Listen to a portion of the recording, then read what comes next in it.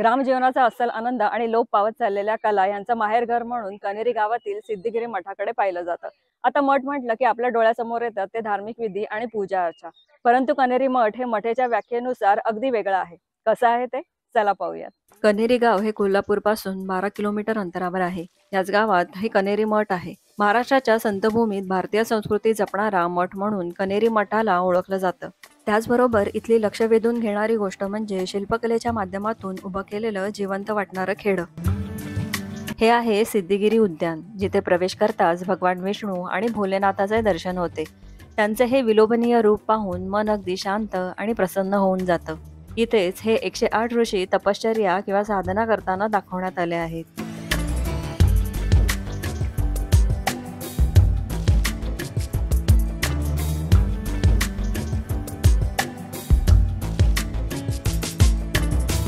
हे आहे सप्तर्षी मंडपम, जिथे आपल्याला हे सप्तऋषी पाहायला मिळतात.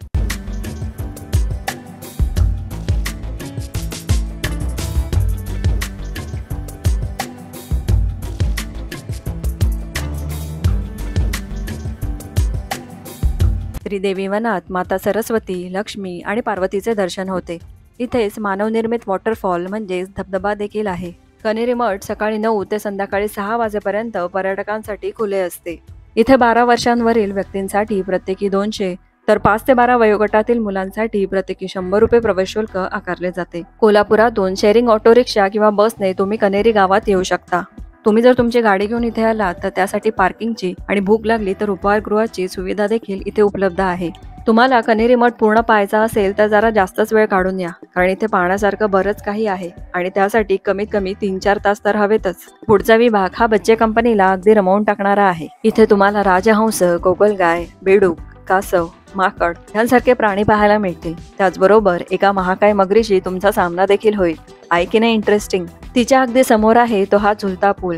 झुलत्या पुलाच्या भोवती भारताच्या विविध राज्यातील वेशभूषा परिधान केलेले स्त्री आणि पुरुष आपल्याला पाहायला मिळतात.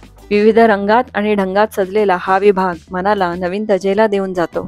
मी पहिल्यांदाच इथे झुलत्या पुलाचा अनुभव घेतला आणि जसा विचार केलेला त्यापेक्षा हा अनुभव खूपच वेगळा होता. असे अनुभव तुम्हालाही घ्यायचे असतील तर या ठिकाणाला एकदा नक्की भेट द्या आणि आपल्या आठवणींच्या शिदोरीत त्यांना आयुष्यभरासाठी बांधून ठेवा.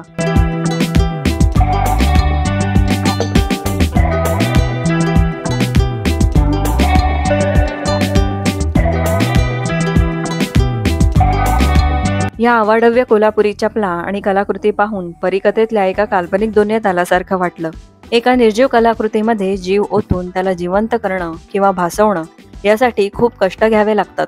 त्यासाठी इथल्या मूर्तिकारांचं आणि त्याचबरोबर ही कलाकृती ज्या पद्धतीने इथे सादर करण्यात आली आहे त्यासाठी हातभार लावणाऱ्या प्रत्येक व्यक्तीचं कौतुक करावं तितकं कमीच आहे.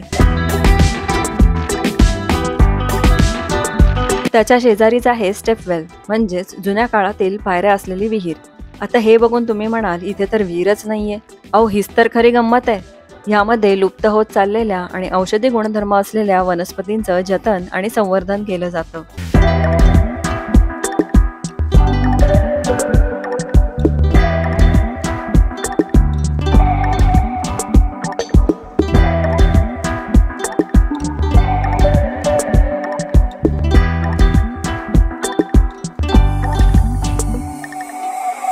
स्टेपवेल आणि झुलता पूल बघून पुढे गेल्यावर आला तो जंगल सफारी विभाग, जिथे टॉय ट्रेनने तुम्ही या जंगलाची सफर करू शकता. त्यासाठी 5 वर्षांवरील मुलांसाठी प्रत्येकी 30 तर 5 वर्षांखालील मुलांसाठी प्रत्येकी 10 रुपये तिकीट दर आकारला जातो.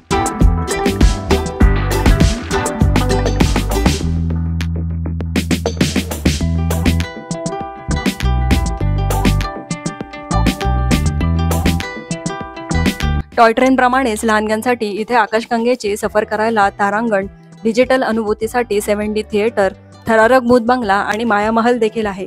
त्यासाठी तुम्हाला या 4ही आकर्षणांचे वेगळे तिकीट्स घ्यावे लागतील.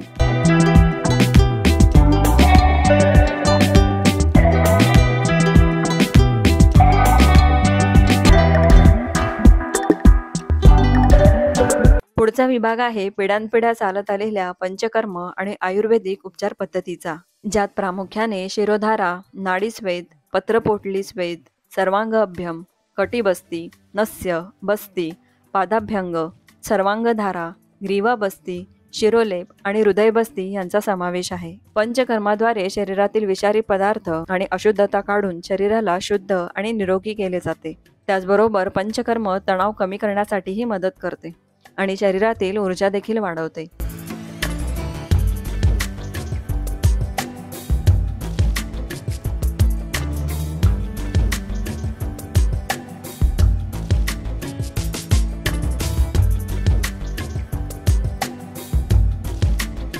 हे आहे कॅक्टस हाऊस, जिथे तुम्हाला निवडुंगाच्या वेगवेगळ्या जाती तसेच विषारी वनस्पती देखील पाहायला मिळतील.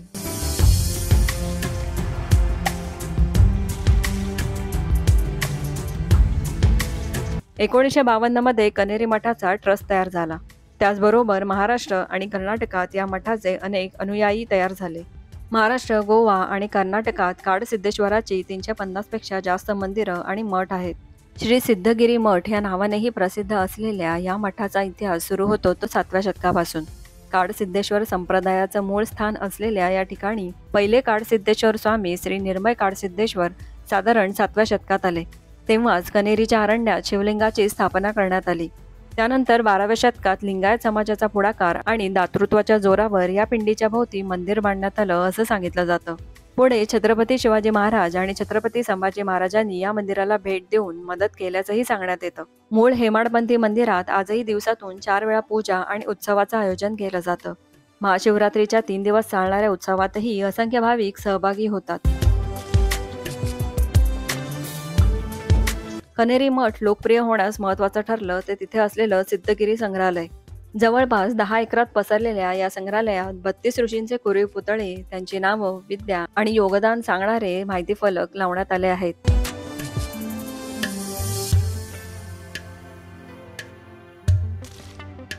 हे महर्षी वेदव्यास यांनी 1,00,000 श्लोकांचे महाभारत रचले. हे आहेत नारद, ज्यांनी संगीतात भक्तिरस भरले. न्यायसूत्राचा कर्ता म्हणून ज्यांना ओळखलं जातं ते म्हणजे हे अक्षपाद गौतम. रामायणाचे रचनाकार म्हणून प्रख्यात असलेले हे आहेत महर्षी वाल्मिकी. हे आहेत उत्तर भारतातील प्रसिद्ध सम्राट हर्षवर्धन. असे मानले जाते की ते दररोज 500 ब्राह्मणांना आणि 1000 बौद्ध भिक्खूंना भोजन दान करत असत.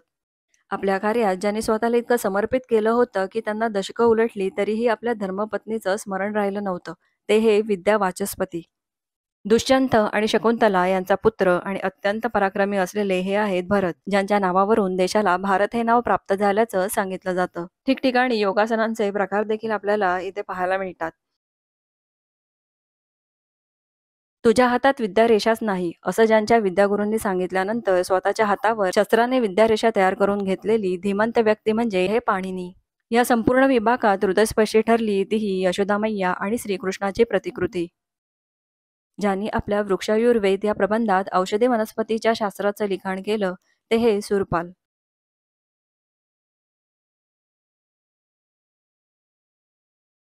पपईच्या पानाच्या देठातून बालकांच्या हृदयाचे ठोके ऐकून निदान करणारे स्त्री प्रसूती आणि बालरोगतज्ञ म्हणजे हे काश्यप. विविध प्रकारचे ट्यूमर म्हणजेच रोगाची गाठ, शरीरातील किंवा शरीरावरील इजा, बोन फ्रॅक्चर म्हणजेच अस्थिभंग इत्यादी शस्त्रक्रिया ज्यांनी विकसित केल्या ते म्हणजे हे प्राचीन काळातील शल्यविशारद सुश्रुत.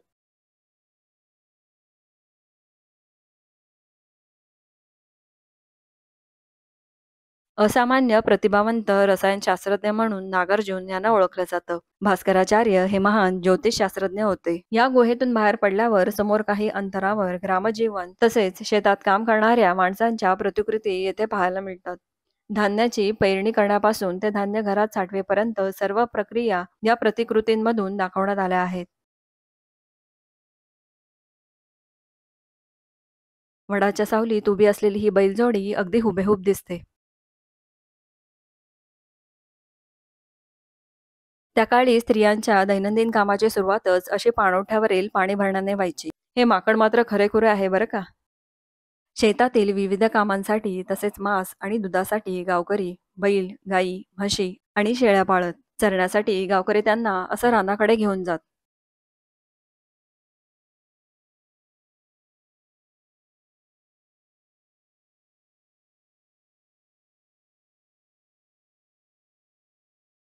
इथून पुढे आल्यावर 12 बलुतेदार आणि त्यांचा उदरनिर्वाह, त्याचप्रमाणे काही लोककलाकारांची शिल्पे त्यांच्या जीवनशैलीचं दर्शन घडवतात.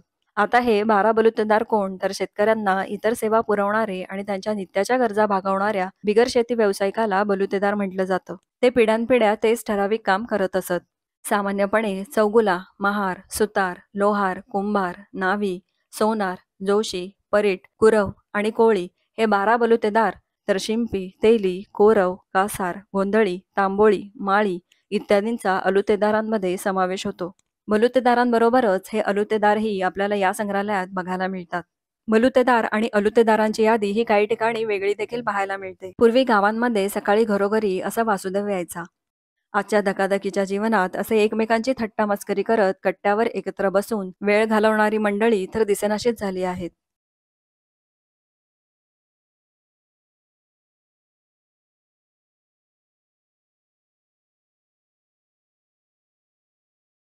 दरवेशीचा अस्वलाचा खेळ पाहायला ही मुलं किती उत्साहाने आली आहेत. त्या काळी चूल पेटवण्यासाठी लागणारे सरपण हे रानात जाऊन लाकूड फाटे गोळा करणारे मोळीवाले पुरवत असत. इथे काही जण भोवरा फिरवण्यात तर काही जण कीर्तनात अगदी तल्लीन होऊन गेले आहेत. इथे सुतार लाकडापासून दैनंदिन वापराच्या वस्तू बनवण्यात व्यस्त आहे, तर त्याची मुलं अंगणात खेळण्यात. पूर्वी धातूची भांडी किंवा उपकरणं नव्हती. त्यामुळे पीठ दळण्यासाठी असं दगडी जातं आणि कुंभार चाकावर ओल्या मातीपासून अशी भांडी बनवून त्यांना वाळवून मग त्यांना भट्टीत भाजून विकत असत. सांभार चामड्याच्या चपला बनवत आणि त्या विकून उदरनिर्वाह करत. इथे गोंधळी देवीच्या नावाचा गोंधळ करतायत. अनेक जण घरात लग्न किंवा मुंजीसारखा मंगल प्रसंग होऊन गेल्यावर गोंधळींना देवीच्या गोंधळाच्या कार्यक्रमासाठी घरी बोलवतात. कोल्हापूरला पैलवानांची नगरी म्हणून ओळखलं जातं आणि आजही असं कुस्तीचं प्रशिक्षण इथे दिलं जातं. पूर्वी गारुडी अशा चपट्या करंड्यात साप घेऊन यायचा आणि त्याचे खेळ करून दाखवायचा. गावातील न्यायनिवाडे, तंटे, इतर वादविवाद हे न्यायपंचायत कट्ट्यावर सोडवले जायचे. बैलांचे पाय घसरू नये आणि त्यांना जास्त वेळ काम करता यावं यासाठी त्यांच्या पायात अशी नाल ठोकली जायची. हा कोरवी जंगलातून बारीक फांद्या गोळा करून मग त्या हाताने विणून त्यापासून पाट्या आणि टोपली बनवून विकत असे. माळीमाळ्यामध्ये वेगवेगळ्या भाज्या उगवत आणि त्या विकून आपला उदरनिर्वाह करत.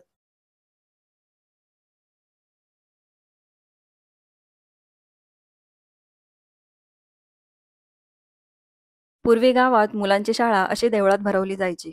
केस कापण्यासाठी किंवा दाढीसाठी असं नावाच्या घरी जावं लागायचं. नारळ सोलण्याची ही पद्धत आजही काही गावांमध्ये वापरली जाते. मुलं चाकाचा उपयोग असा खेळण्यासाठी करायचे. तुम्ही पण लहानपणी असं कधी केलंय? मला कमेंट करून नक्की सांगा. पूर्वीची घरं काहीशी अशी असायची. इथे आजी आपल्या नातवाला अंघोळ घालते.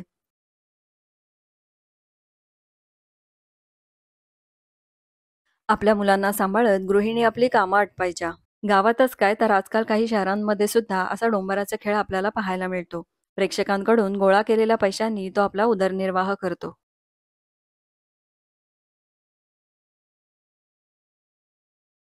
हा आहे गावच्या पाटलाचा वाडा. पाटील हा गावच्या केंद्रस्थानी असल्यामुळे त्याच्या संसारोपयोगी वस्तू त्याला गावातील 12 बलुतेदार मोफत पुरवत असत. त्या बदल्यात पाटील त्यांना धान्य तर अडल्या नडल्याला पैसे देत असत.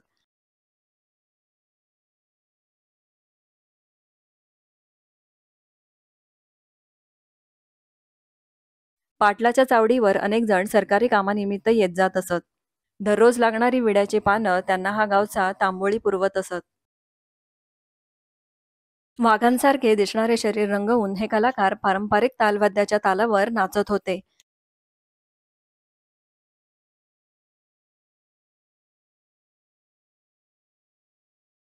या मठाचा खऱ्या अर्थाने कायापालट केला तो 48वे मठाधिपती श्री मुप्पिन काडसिद्धेश्वर महाराज यांनी. 1922 मध्ये वयाच्या अवघ्या 17व्या वर्षी मठाची जबाबदारी त्याने आपल्या खांद्यावर घेतली. मठाचं नूतनीकरण करण्यासोबतच त्यांनी कनेरी मठ हे नाव बदलून सिद्धगिरी मठ हे नाव दिलं. भगवान शंकराची 42 फूट उंच मूर्ती बांधली. भाविकांसाठी सभागृह आणि हॉस्टेल्सचं बांधकामही केलं. गरजू विद्यार्थ्यांसाठी राहण्याच्या सोयीसह शाळा, वृद्धाश्रमही सुरू केले. मुख्य म्हणजे त्यांनी मठ सर्व जाती धर्मातल्या लोकांसाठी खुला केला. त्यामुळे त्यांना अनेकांचा रोष देखील पत्करावा लागला, पण ते मागे हटले नाहीत. श्री मुप्पिन काडसिद्धेश्वर महाराजांच्या काळातच कनेरी मठ हा फक्त आध्यात्मिक केंद्र न राहता सामाजिक संस्था म्हणून उदयास आला.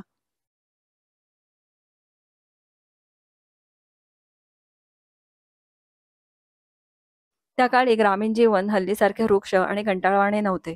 दर महिन्याला एखादा तरी सण यायचाच. सण आला की गावकरी मोठ्या आनंदाने आणि हौसेने सण साजरा करायचे.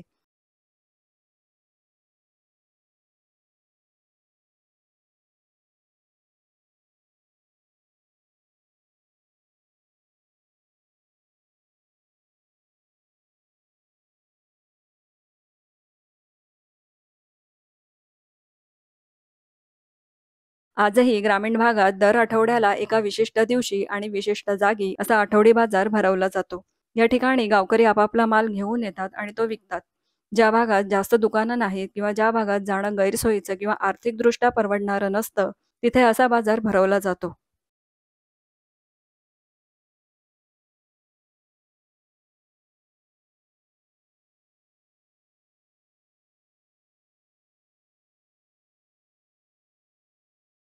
पूर्वी फोटो काढण्यासाठी वापरला जाणारा असा कॅमेरा तुम्ही एखाद्या जुन्या चित्रपटात नक्कीच पाहिला असेल.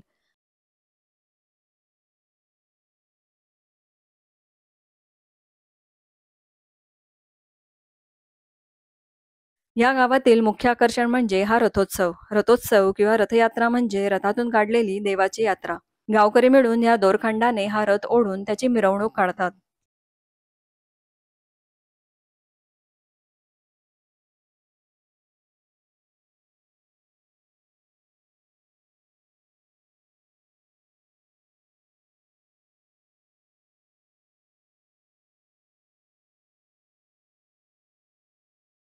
गावातील कोष्टी रेशीम किंवा कापसापासून पारंपरिक पद्धतीने वस्त्रे बनवत आणि शिंपी ती शिवून देत.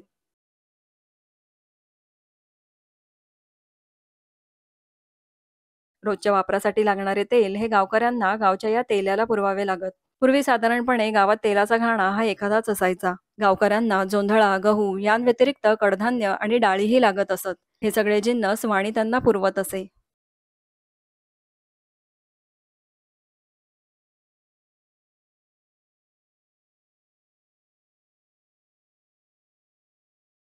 इथे जोशींच्या घरात जोशी पंचांग सांगत आहेत. या व्यतिरिक्त लग्न लावणे, अंत्यसंस्काराचे पौराहित्य करणे, ग्रामदेवतेची पूजा आणि नैवेद्य ही सर्व कामं जोशी करत असत.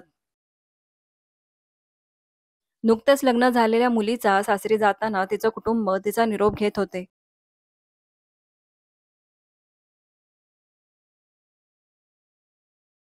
वतनदाराच्या वाड्याबाहेर भगवान राम, लक्ष्मण, हनुमान आणि माता सीता यांचा वेश धारण करून बहुरूपे आले होते. त्यांची ही रूपं वतनदाराची मुलं आणि पत्नी मोठ्या उत्साहाने पाहत होती.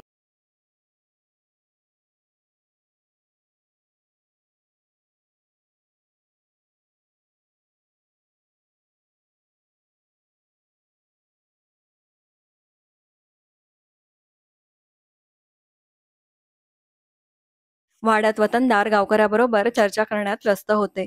बाजूलाच गुरांचा गोठा देखील होता, जिथे वतनदारचे चाकर काम करत होते.